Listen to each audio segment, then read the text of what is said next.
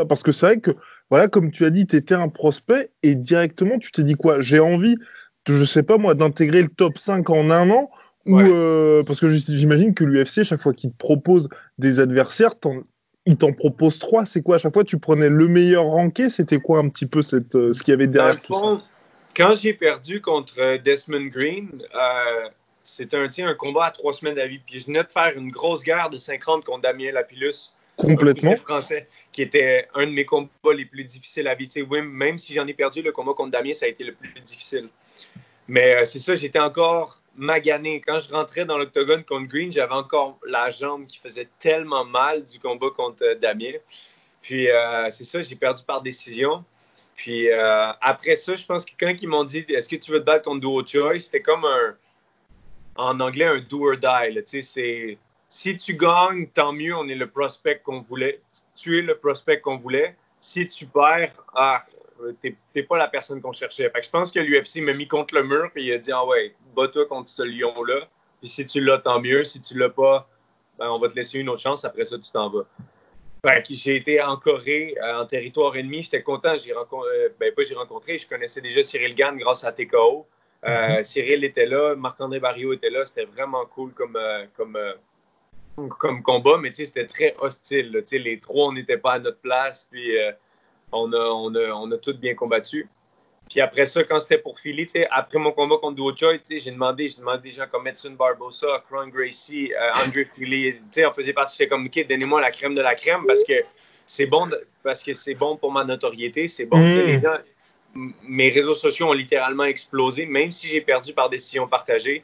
La notoriété est grande. Fait que j'aime ça quand Ouais, tu prends des risques, tu as des grandes récompenses face à ça. complètement. Mais là, ça me fait comprendre un petit peu plus, ça me fait prendre un petit peu de maturité, là, de me dire, OK, rappelle-toi, tout le monde dit c'est un marathon, pas un sprint. Puis moi, j'étais comme, non, c'est un sprint, je veux pas faire ça toute ma vie. Puis j'étais comme, OK, c'est pas un marathon, c'est pas un sprint, mais fais ce qui est le mieux pour toi. Puis en ce moment, le meilleur choix pour moi, c'est de prendre mon temps un petit peu plus. Mhm. Et quand tu vois des combattants justement qui va combattre la semaine prochaine, là, comme Mike Perry, il y a des Yeah. gars comme ça qui, malgré les défaites, sont quand même des favoris des fans. Et toi, Ben quand il y a oui, ces combattants-là et d'autres qui vont prendre un petit peu plus leur temps, mais qui vont ouais. avoir un bilan impeccable, toi, c'est quoi que tu as envie d'avoir comme carrière? Un peu entre les deux ou au contraire être apprécié pour ce que tu apportes et parce qu'on sait que quand il y a Charles qui arrive, bah ça va être le show. Ça va être le fun. Mais écoute, moi, j'aime me mettre des buts dans la vie, mais des buts atteignables selon un certain laps de temps. Mon but à long terme, c'est d'avoir la ceinture. Mais mon but, quand je suis arrivé à l'UFC, c'était pas d'avoir la ceinture.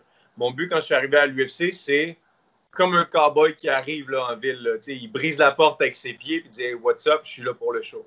Fait que c'était un petit peu ça mon but. Je pense que j'ai atteint, malgré les deux revers, j'ai quand même atteint ça. J'ai atteint une certaine popularité, une certaine notoriété. Puis comme tu dis, les gens, ils savent que, oh mon Dieu, Charles Jourdain, il va se battre. Il faut checker ça. Ça va être le fun comme combat.